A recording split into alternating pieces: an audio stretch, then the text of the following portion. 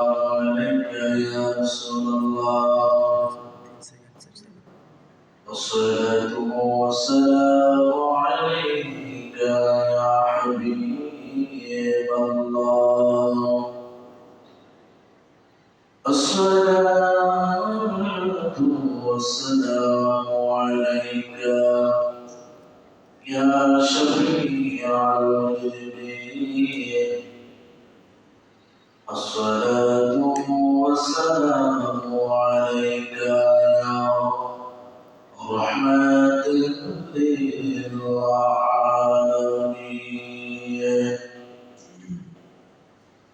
الحمد لله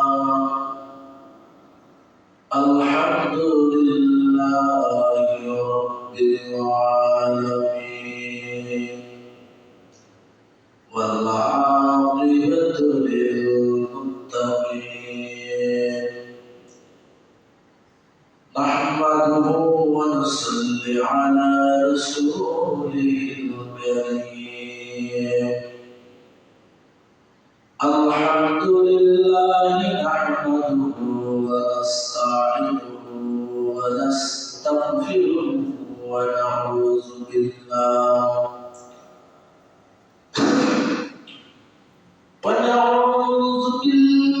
من شرور أنفسنا ومن سيئات أعمالنا من يهده الله فلا مضل له ومن يضلله فلا هادي له ونشهد أن لا إله إلا الله وأن محمدا عبده ورسوله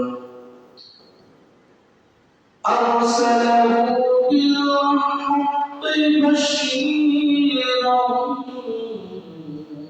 ونذيرا وداعيا إلى الله بإذنه وسراجا منيرا فقد قال الله تعالى في شان حبيبه ومحبوبه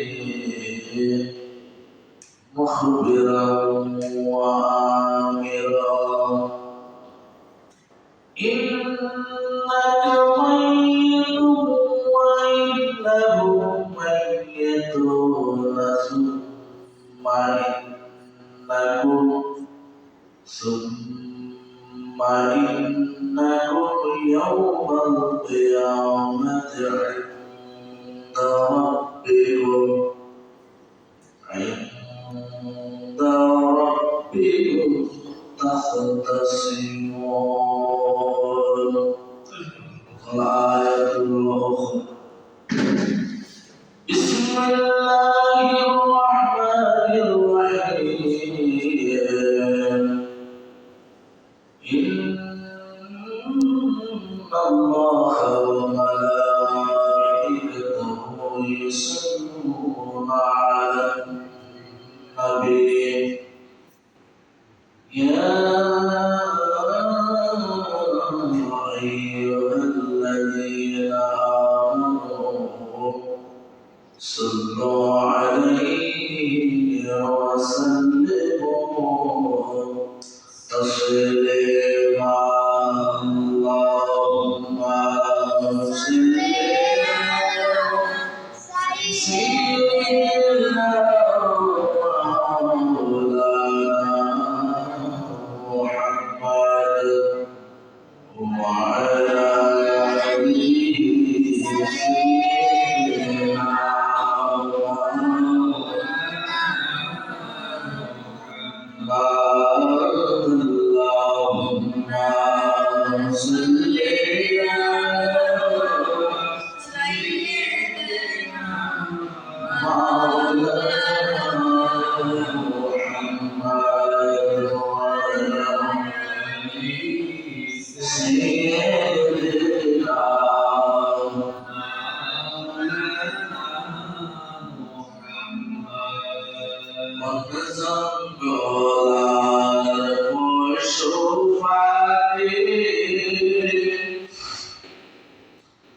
ছিল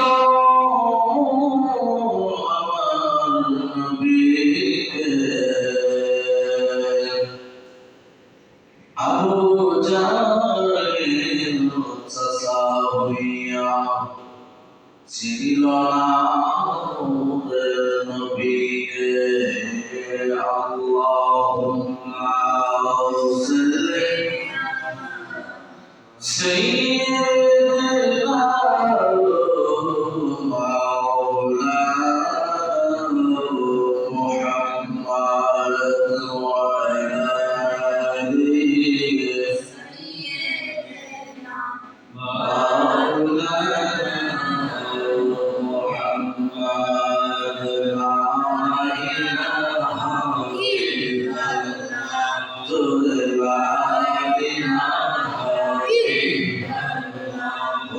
লা ইলাহা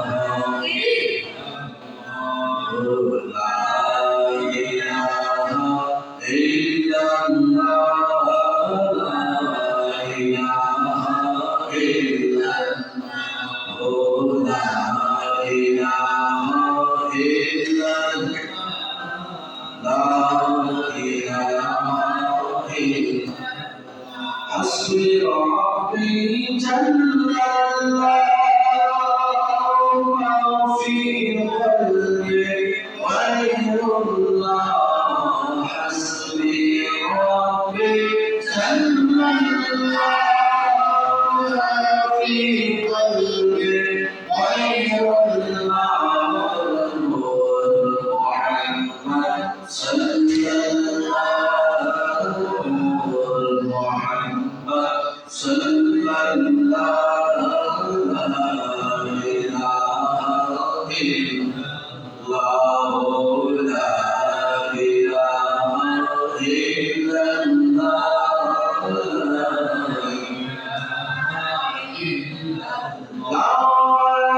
إله إلا الله محمد رسول الله صلى الله عليه وسلم الله الله الله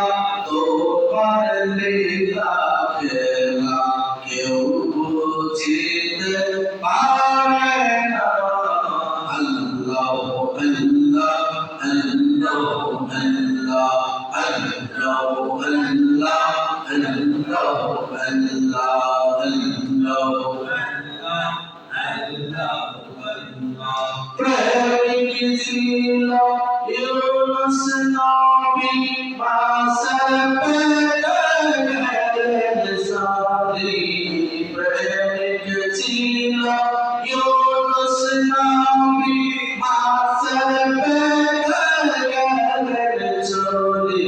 इसमें आज पौड़े तीनी इसमें आज पौड़े तीनी नबी हसन लोना अल्लाह तुम्हार बेटा देगा केउ जीते पारेगा अल्लाह तुम्हार बेटा देगा केउ जीते पारेगा अल्लाह अल्लाह अल्लाह अल्लाह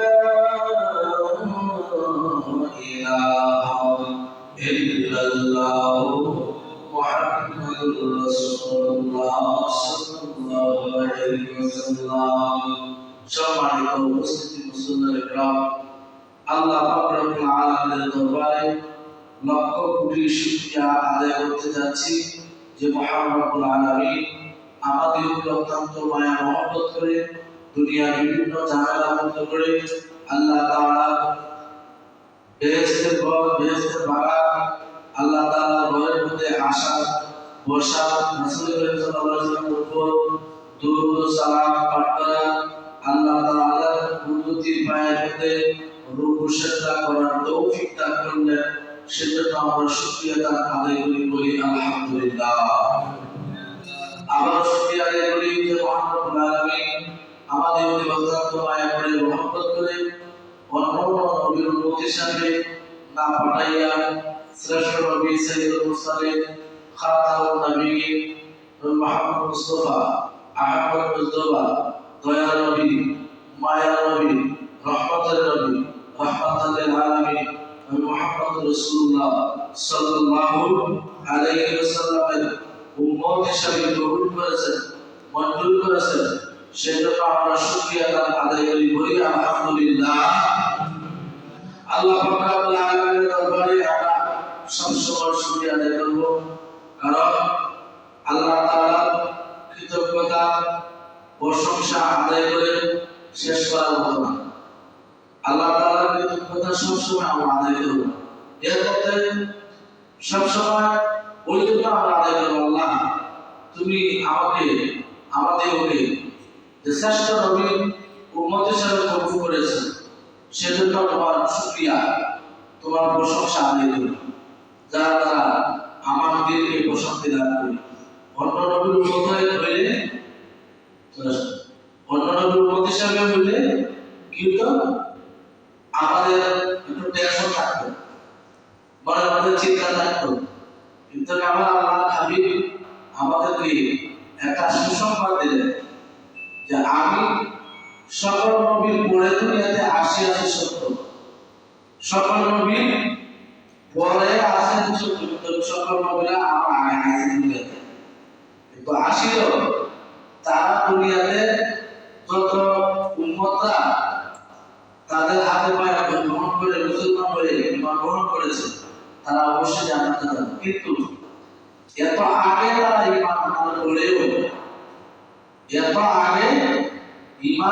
পরেও তারা আমি নবীর উম্মত আমি নবী এবং আমার উম্মত ছাড়া বেহেশতে প্রবেশ করার আগ পর্যন্ত অন্যান্য নবীরা পর্যন্ত বেহেশতে প্রবেশ করতে পারবে না কারণ আমার নবীর সম্মান আছে এই নবী আখেরি নবী মর্যাদা আমার আল্লাহ তাআলা সকল দিক থেকে দিয়েছেন।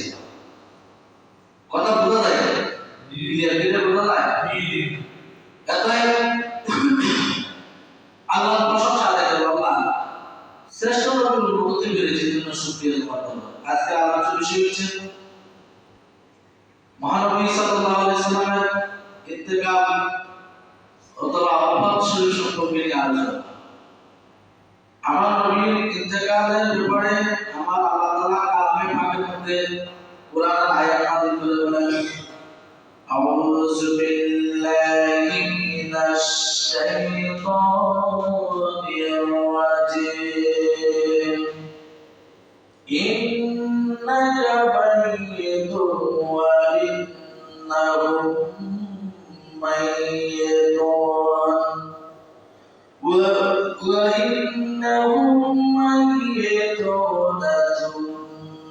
إنكم يوم القيامة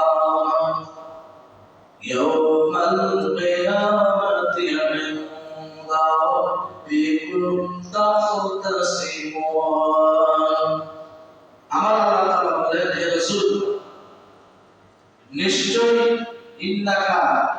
আপনাকে মাইকিয়াতুন ওয়া ইন্নাহুম মাইকিয়াতুন এর অর্থ হলো আপনি অবশ্যই বলছেন এবং তারাও বলছেন আমরা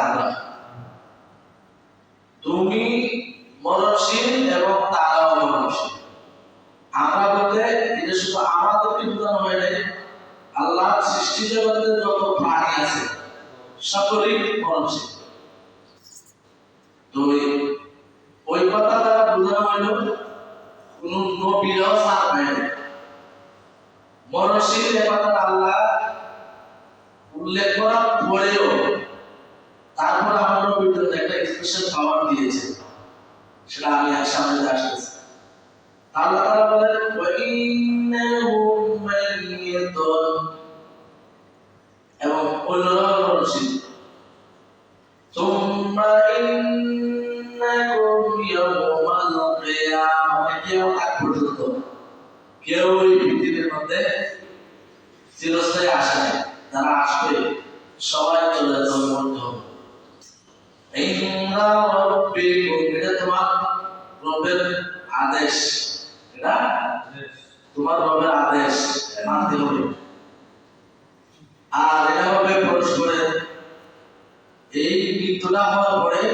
সবাই একে একে আমি রবের কাছে উপস্থিত হয়ে যাবে বলেন না সুবহানাল্লাহ পাক বিতরণটা করবে সবাই রাব্বিকুম তাখতাসিমুন সকলেই আমি রবের পাক বিতরণের জন্য তোমরা কি করবে উপস্থিত হবে সেই দিন কাল কিয়ামতের ময়দান পর্যন্ত কেউই আমার সৃষ্টি প্রাণী কোনো প্রাণী বেঁচে থাকবে না যখন সকল প্রাণী আদরাইল আলাইহিস সালাম রূহ দান কবজ করে নেবেন তখন ফেরেশতা মালাকুল মাউত বলবেন আল্লাহ তাআলা ডাক দিয়ে বলবেন মালাকুল মাউত আজরাইল তোমার জানাতে আর কোনো রূহ বাকি আছে কোনো প্রাণী আজরাইল আলাইহিস সালাম বলবেন হে মালাইকি পাপরদিগার বিরবার আছে তারা বিষয় क्या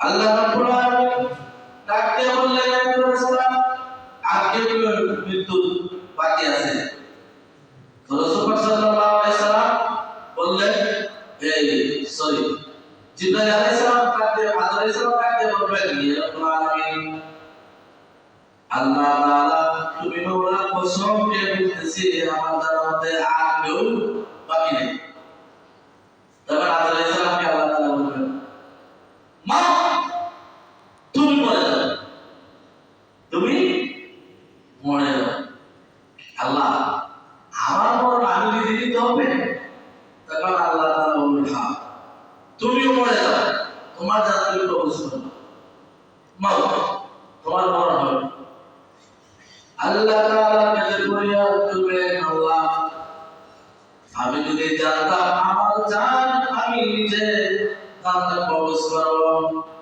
আর এই জান প্রবেশ করতে এত কষ্ট হবে আমি এই কঠিন একটা দায়িত্ব মানুষ হাজার হাজার লক্ষ কোটি কোটি বছর মানুষ প্রাণী এবং যে যা কিছু আছে সকল মানবতার প্রাণ আমি নিয়েছি কিন্তু আমি সেই দায়িত্ব নিতাম না যদি জানতাম এত কষ্টকর দায়িত্বটা আমাকে দিতাম না আমি দিতে হবে তখন আদরের সালাম চিৎকার করে হাসি তখন যারা আমার মানা দেবে তারা বুঝতে পারবে কেমন কষ্ট আমার আল্লাহ তাআলা বলে দেবে যে আদরের সালাম দাঁড়াতে কষ্ট হয়েছে এরপরে আল্লাহ জীবিত করলেন। আল্লাহ তাআলা বলেন না মরণের পরে আমার ক্ষমা দিতে হবে।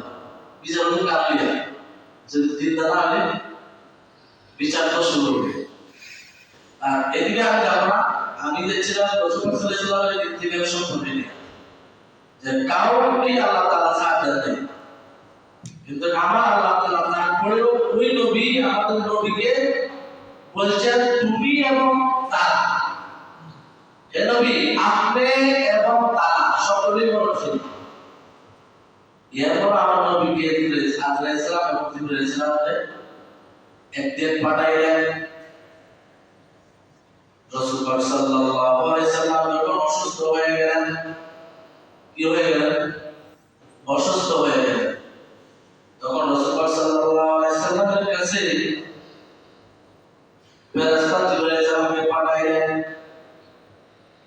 ফেরেশতা জিবরাইল আলাইহিস সালামকে পাঠাইয়া হযরত জাফর বিন মুহাম্মদ আশকরি রাহমাতুল্লাহি আলাইহি তার পিতা জাফর বিন মুহাম্মদ তার পিতা থেকে বর্ণনা করে বলেন, জয়নব কুরাইশি ব্যক্তি তার পিতা মুহাম্মদের পিতা আলী ইবনে হুসাইনের নিকট আসলো।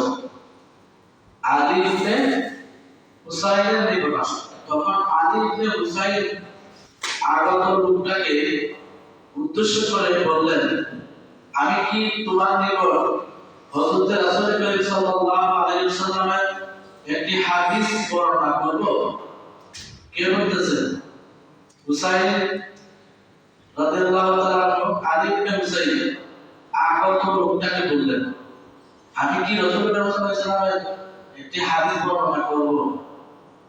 তখন উত্তরে লোকটি বলল, হ্যাঁ আপনি রাসূল সাল্লাল্লাহু আলাইহি ওয়াসাল্লামের একটা হাদিস বর্ণনা করেন। তখন রাসূল সাল্লাল্লাহু আলাইহি ওয়াসাল্লামের হাদিসটি বলতে যায় বললেন, আপনি আবুল কাসেম, মানে নবী সাল্লাল্লাহু আলাইহি ওয়াসাল্লামের নাম একটা উল্লেখ দিয়েছিলেন আবুল কাসেম, মানে একজন ছেলের নাম ছিল কাসিম। তাহলে আবু তো পিতা, মানে কাসিমের পিতা, উনি তো জীবিত থাকেন বেশিক্ষণ, তো অল্প কয়েকদিনের ভিতরে উনি ইন্তেকাল করছেন। তারপরে ওরা ছেলের নাম কাসিম থাকার কারণে কোনো হাদিসের মধ্যে রাসূল সাল্লাল্লাহু আলাইহি ওয়াসাল্লাম হাদিসটা বর্ণনা করতে যে আবুল কাসিম বর্ণনা করা হয়েছে, আবুল কাসিম বর্ণনা করা হয়েছে। তো ওই হাদিসের মধ্যে আবুল কাসিম উল্লেখ করা হয়েছে। তো রাসূল সাল্লাল্লাহু আলাইহি ওয়াসাল্লামের হাদিসটা বর্ণনা করতে যায় বলেন, আপনি আবুল কাসিম সাল্লাল্লাহু আলাইহি ওয়াসাল্লামের হাদিস বর্ণনা করুন। তখন আলী ইবনে হুসাইন রাদিয়াল্লাহু তাআলা মুরসালাত সূত্রে একটা হাদিস যখন বর্ণনা করলেন, রাসূল সাল্লাল্লাহু আলাইহি ওয়াসাল্লামের একটা হাদিস বলতেছে যে রাসূল সাল্লাল্লাহু আলাইহি ওয়াসাল্লাম যখন অসুস্থ হলেন তখন তার কথাটা ওই মুরসালাত সূত্রে এই হাদিসটা বর্ণনা করতেছে। অর্থাৎ রাসূল সাল্লাল্লাহু আলাইহি ওয়াসাল্লাম যখন অসুস্থ হয়ে পড়লেন তখন রাসূল সাল্লাল্লাহু আলাইহি ওয়াসাল্লামের খেদমতে জিবরাইল আলাইহিস সালাম একদিন আসলেন। তার খেদমতে এসে বললেন, আরজ করলেন, ইয়া রাসূলুল্লাহ, ইয়া হাবিবাল্লাহ, আপনার হাল হাকিকত, আপনার সম্পর্কে হাল হাকিকত সম্পর্কে জানতে আমার মহান রব্বুল আলামিন আপনার নিকট আমাকে পাঠিয়েছেন। আপনি কেমন আছেন? আপনি কি ভালো আছেন? আপনি কি সুস্থ আছেন? তখন রাসূল সাল্লাল্লাহু আলাইহি ওয়াসাল্লাম বললেন, আমার হাল হাকিকত বেশি ভালো না, আমি খুব অস্থিরতা ভোগ করছি, আমার শরীরটা খুব অস্থিরতা ভোগ করতেছি, শরীরের মধ্যে ভীষণ জ্বর, সারা শরীর ব্যথায় ব্যথিত হয়ে গেছে, যার ফলে আমি শান্তি লাভ করতে পারতেছি না। আমার আল্লাহ তাআলা এই সম্পর্কে অবশ্যই অবগত আছে। তারপরে জিবরাইল ইসলামকে পাঠাইলেন। জিবরাইল ইসলামকে বললেন, ভাই জিবরাইল, কোন প্রয়োজন? আমার আল্লাহ তাআলা ঠিক আছে, আপনার অসুস্থতার কারণে আমি এখন চলে যাচ্ছি, আপনাকে বিরক্ত করবো না, আমি এখন এই মুহূর্তে চলে যাচ্ছি। তখন চলে যাওয়ার পর তৃতীয় দিন আবার আসলেন। আসার পরে বললেন, ইয়া রাসূলুল্লাহ, ইয়া হাবিবাল্লাহ, আমার সঙ্গে ফেরেশতারা আসছে, আমার সঙ্গে অনেক ফেরেশতারা আসছে আপনাকে দেখার জন্য, আপনার হাল হাকিম সম্পর্কে জানার জন্য মহান রব্বুল আলামিন পাঠিয়েছেন। আপনার খবরটা কি জানতে চাই। রাসূল সাল্লাল্লাহু আলাইহি ওয়াসাল্লাম প্রথম দিনের মতোই আমার উত্তর দিলেন, আমি খুবই অসুস্থ, আমার শরীরটা বেশি ভালো নয়। ওই সময় আবার নবী বললেন, ঠিক আছে হুজুর, ইয়া রাসূলুল্লাহ, ইয়া হাবিবাল্লাহ, আমি আজকে চলে যাচ্ছি, আমি আপনাকে কোনো বিরক্ত করব না। তৃতীয় দিন আবার আসলেন। আসি আমার সঙ্গে জিবরাইল আলাইহিস সালাম, ইসমাঈল ফেরেশতা একজন আছে, আদর আলাইহিস সালাম, ইসমাঈল ফেরেশতা, অনেকজন ফেরেশতা, 1,00,000 ফেরেশতাদের সর্দার, বলেন সুবহানাল্লাহ। আবার কোন ফেরেশতাদের সর্দার জানেন কি? এক একটা যে ফেরেশতা উনি যে সর্দার হয়েছেন, সমস্ত ফেরেশতা এক একজন এক একটা সর্দার। কত জনের সর্দার? তারাও 1,00,000 ফেরেশতাদের সর্দার। এমন করে প্রত্যেক সর্দারের একজন ফেরেশতা সর্দার। ওই সর্দার হলেন হযরত ইসমাঈল ফেরেশতা। ইসমাঈল ফেরেশতা আসলেন, ওনার সঙ্গে হাজার লক্ষ ফেরেশতা চলে আসলো। আমার নবীর সামনে আদর আলাইহিস সালাম আসার জন্য অনুমতি চাচ্ছেন। রাসূল সাল্লাল্লাহু আলাইহি ওয়াসাল্লাম বললেন, ইয়া রাসূলুল্লাহ, ইয়া হাবিবাল্লাহ, আপনার হাবিবর কি আপনার সঙ্গে দেখা করার জন্য জিবরাইল ফেরেশতা বলতেছেন, আজরাইল আলাইহিস সালাম আসছেন, আপনার অনুমতি নেওয়ার জন্য অপেক্ষায় আছেন। আপনার অনুমতি নেওয়ার জন্য লক্ষ ফেরেশতারা উপস্থিত হয়ে গেছে, আপনি অনুমতি দেন, আপনার সঙ্গে তারা সাক্ষাৎ করবে। রাসূল সাল্লাল্লাহু আলাইহি ওয়াসাল্লাম বললেন, আমি অনুমতি দিলাম, তাদেরকে আসতে বলো। জিবরাইল আলাইহিস সালাম, হযরত আদর আলাইহিস সালাম আসতে বলো।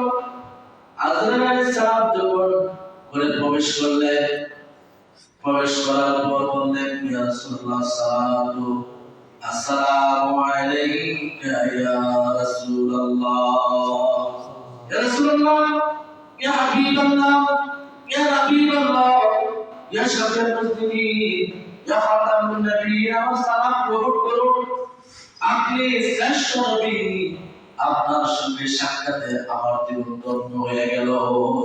বলেন সুবহানাল্লাহ। আল্লাহ তাআলা কোরআনের মধ্যে আয়াতের মধ্যে বলতেছেন, নিশ্চয় আপনি মহাশীল।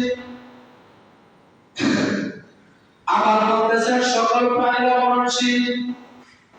এখন জিবরাইল আলাইহিস সালামকে আদর আলাইহিস সালামের সঙ্গে পাঠাইয়া বললেন, কি বললেন? শুনলে খুশি হয়ে যাবেন। আল্লাহ তাআলা কেমন নবীর উম্মত আমাদেরকে তৈরি করেছে, আমাদেরকে পাঠিয়েছে। আমাদের সৌভাগ্য কেমন, শ্রেষ্ঠ নবীকে আল্লাহ তাআলা একদিকে বলেন, তোমার মৃত্যু আছে, তোমার উম্মতের মৃত্যু আছে, কেউ মৃত্যু ছাড়া পলায়ন করতে পারবে না। কিন্তু আমার আল্লাহ তাআলা হাবিবুল্লাহ প্রেম ভালোবাসায় অন্তরে আমার আল্লাহ তাআলার মায়া মহব্বতের খাতিরে আমার নবীর মর্যাদা আরো বাড়াইবার কারণে, মর্যাদার খাতিরে আমার নবী আল্লাহ তাআলার হাবিবুল্লাহ হওয়ার কারণে কত সুযোগ আমার নবীকে দান করেছেন। বলেন না সুবহানাল্লাহ। আমার নবীকে বলতেছেন, ইয়া রাসূলুল্লাহ, আমি আপনাই এই পৃথিবীর যত মানুষ, যত প্রাণী, যত কি যাহাকে আমি প্রাণ দিয়েছি, একমাত্র আজ থেকে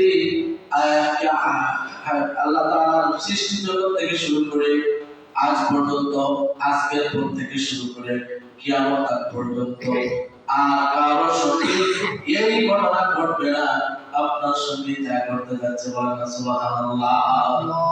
আমি কারোর কাছে অনুমতি নিয়ে যাই নাই, আমি এই আজ পর্যন্ত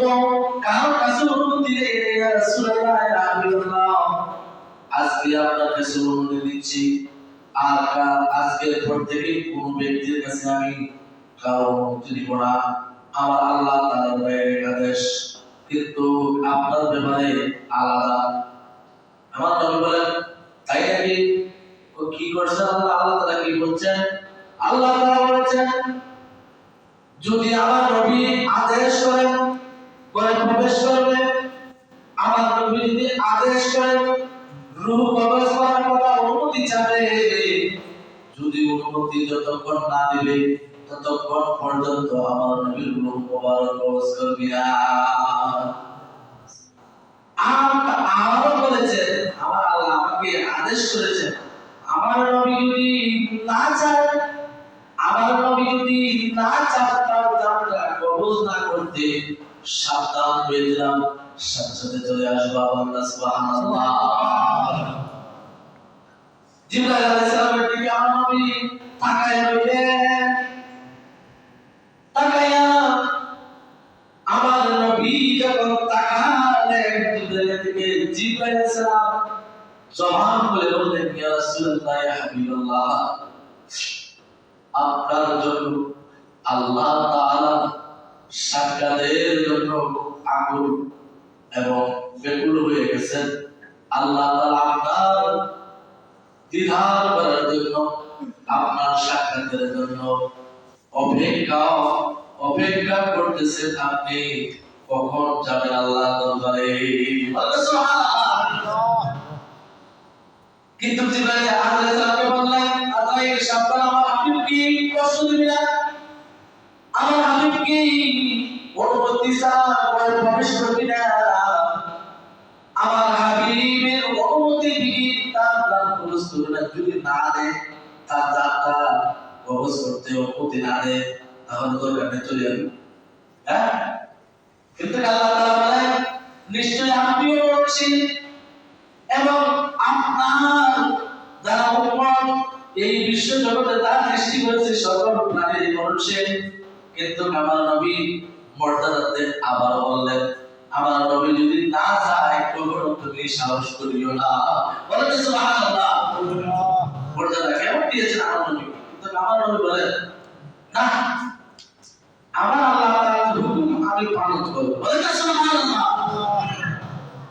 সেই কথাটা যখন বললেন, আজরাইল আমাকে একটু সময় দাও, যে সময়টা হলো আমার সাহাবাদের সঙ্গে কিছু কথা করব, তাদের সম্পর্কে তাদের সঙ্গে আমি কিছু কথা বলবো, আমার পরিবার পরিজনের সঙ্গে কিছু কথা বলবো।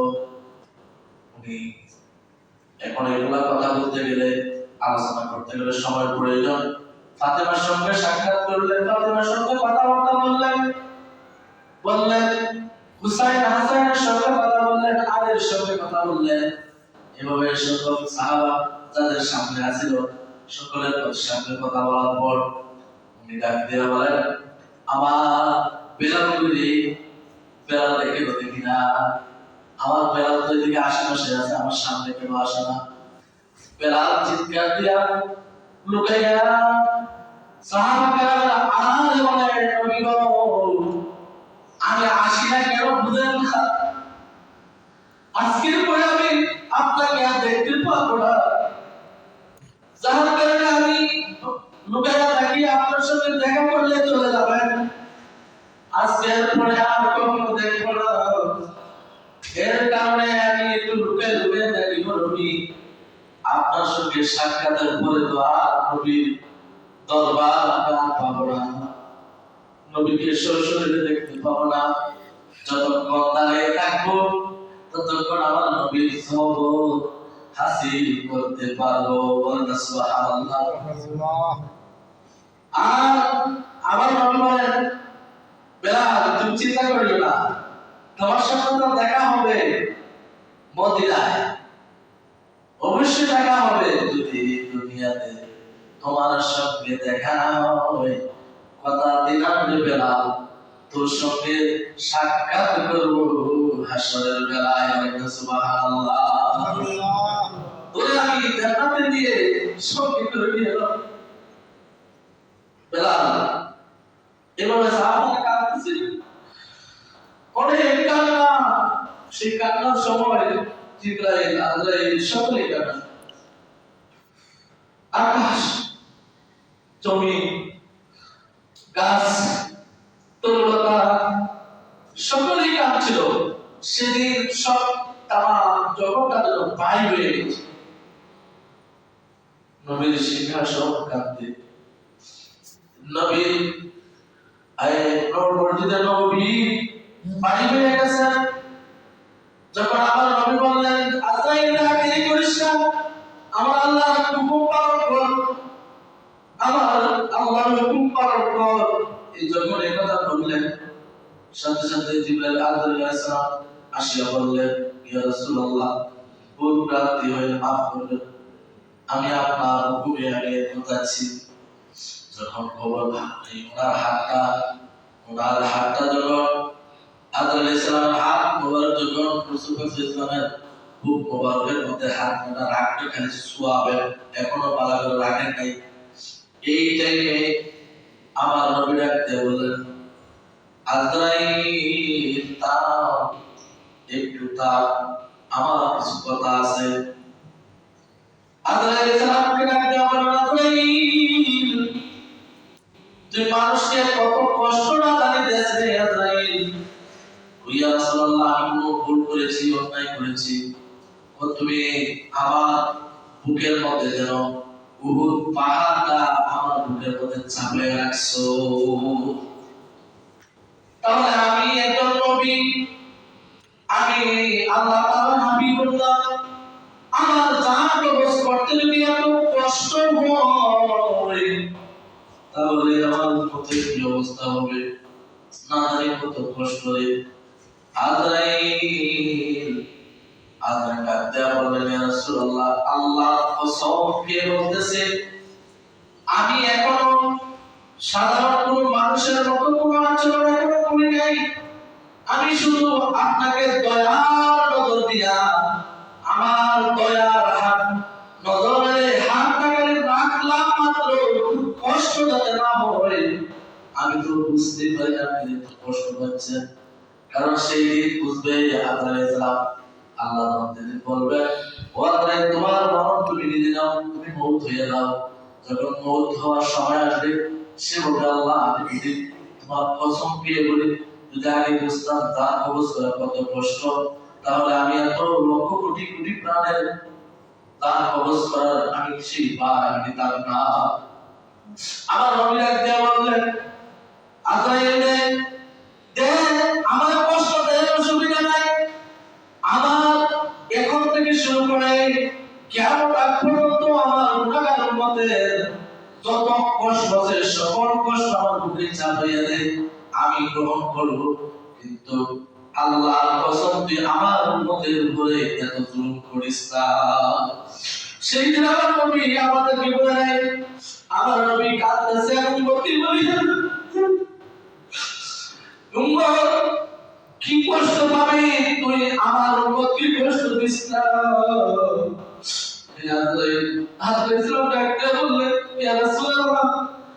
আমি তো কোনো কষ্ট দেই না, সে জানে কত কষ্ট, সে বুঝে তার প্রাণে কি কষ্ট হয়। আমি তো কিছুই জানি না, একমাত্র আমিও তো বুঝি। আমি যাওয়ার পর আমার সঙ্গে রুহটা পানির পেয়ে চলে আসে।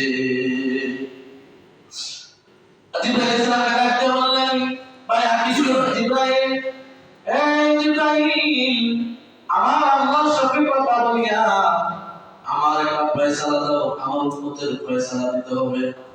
আমার আল্লাহ তাআলা বললেন, ও ইয়া রাসূলুল্লাহ, ইয়া হাবিবাল্লাহ, আমি কথা দিলাম আজকের পরে আপনার উম্মতের আমি ওই সমস্ত উম্মতকে আমি জান কবজ করতে কোনো কষ্ট দিব না। তাদেরকে যারা আপনি রাসূলকে ভালোবাসিয়া আমি আল্লাহ তাআলার প্রত্যেক হুকুম পালন করবে, পাঁচ ওয়াক্ত নামাজ আদায় করবে, হক হালাল রুজি করবে, হালাল খানা খাইয়া ইবাদত করবে, ওই ইবাদত করার পর আমি আল্লাহ তাআলার কাছে যখন আসার সময় হবে, তাহার জানটা কবজ এমন ভাবে হয়ে যাবে, মায়ের স্তন ছোট বাচ্চা খাইয়া যখন কোন সময় ঘুমাইয়া যায়, সে নিজেও টের পায় না। তেমনি ভাবে আমি আমার বান্দার জানটা কবজ করাইয়া দিব। বলেন না সুবহানাল্লাহ। সে কষ্ট পাবে, কিন্তু আমি ফেরেশতাদের মাধ্যমে সুসংবাদ দিয়া জান্নাতের নিয়ামত দেখাইয়া তাকে আমি শান্তি প্রশান্তি লাভ করাইয়া তার জানটা কবজ করাবো। বলেন না সুবহানাল্লাহ। আমার নবী আরো কিছু অনেক কথাবার্তা বললেন আল্লাহর সঙ্গে। শেষ ফয়সালা দিতে যাইয়া অনেক সময়ের প্রয়োজন। তো রাসূল সাল্লাল্লাহু আলাইহি ওয়াসাল্লাম ইন্তেকাল করছেন সত্য। যখন ওনার রূহটাকে নেওয়া হলো, রূহটা নেওয়ার পরে আমি গেছি জুমায় আলোচনা করছিলাম আমার রাসূল সাল্লাল্লাহু আলাইহি ওয়াসাল্লাম রূহ সম্পর্কে নিয়ে। রূহ নিয়ে গেল কোথায়? প্রথম আসমান, দ্বিতীয়, চতুর্থ, পঞ্চম, ষষ্ঠ, সপ্তম আসমান পর্যন্ত নিল। কোন আসমানে ফেরেশতারা বয়ে কাছে গিয়ে মানে ওনার সঙ্গে একটু বিয়াদবি হয়ে যায়, ওনার আত্মার সঙ্গে একটু বিয়াদবি হয়। এত পবিত্র মহান আত্মার জায়গায় দিকে ইল্লিলা হলো না, সিদরাতুল মুনতাহা থেকে আরো উপরে লৌহ আসল আরশ কুরসি সকল জায়গাতে নেওয়া হলো। আমার নবীর দেহ মোবারক তামাম বিশ্ব জগতের মধ্যে চড়ানো হলো, বিভিন্ন জায়গায় দেওয়া হলো। কেউ লাগতে রাজি হলো না। আমার আল্লাহ তাআলা বলেন, জিবরাইল সালাতকে বললেন, ইয়া রাব্বুল আলামিন, মহানবী সাল্লাল্লাহু আলাইহি সাল্লামের রূহ মুবারক কেউ গ্রহণ করতে রাজি না, কোথায় রাখবো? ও জিবরাইল, আমি গ্রহণ করার মতো জায়গা তো বানাই নাই। আমার রাসূল সাল্লাল্লাহু আলাইহি সাল্লামের রূহ মুবারকটা কোথাও রাখবো সেটা তো আমি এখনো নির্ধারণ কোনো অন্য জায়গা তৈরি করি নাই। যেখানে মাল সেখানে রাখি আসো, আমার নবীর দেহ মুবারকের মধ্যে পৌঁছে দাও। সুবহানাল্লাহ। আমার নবীর অল্প সময়ের জন্য, কিছুক্ষণের জন্য আমার নবী দেহ মুবারক থেকে প্রাণটা চলে গেল, কিন্তু আমার আল্লাহ তাআলা হাকিকতে আমাদেরকে বুঝাইয়া দিলেন।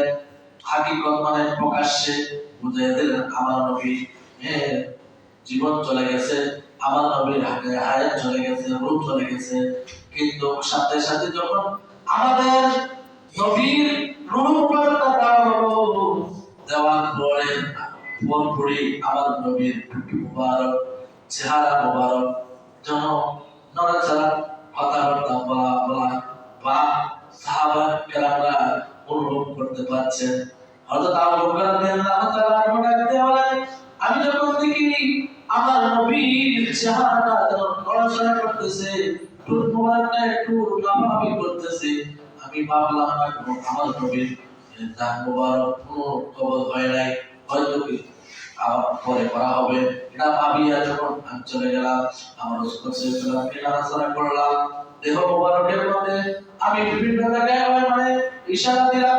আমার নবী বুঝতে পারলাম মরা মানুষ কিভাবে, কিন্তু ঠোঁট মোবারক দিকে যখন তাকালাম, সাথে সাথে আমি দেখলাম ঠোঁটটা একটু নড়াচড়া করতেছে।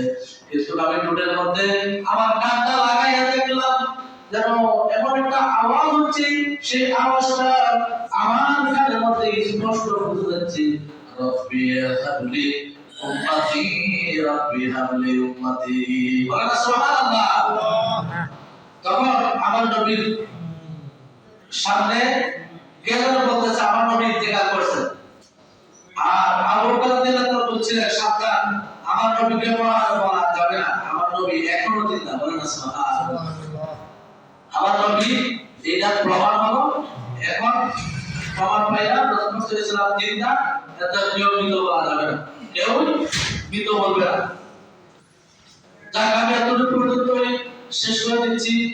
আবার অন্য সময় যদি সুযোগ পায় রাসূল সাল্লাল্লাহু আলাইহি ওয়াসাল্লাম এই ইন্তেকাল ব্যাপারে নিয়ে আরো কিছু আলোচনা করব। ওয়া আখিরু দাওয়ানা আলহামদুলিল্লাহি রাব্বিল আলামিন।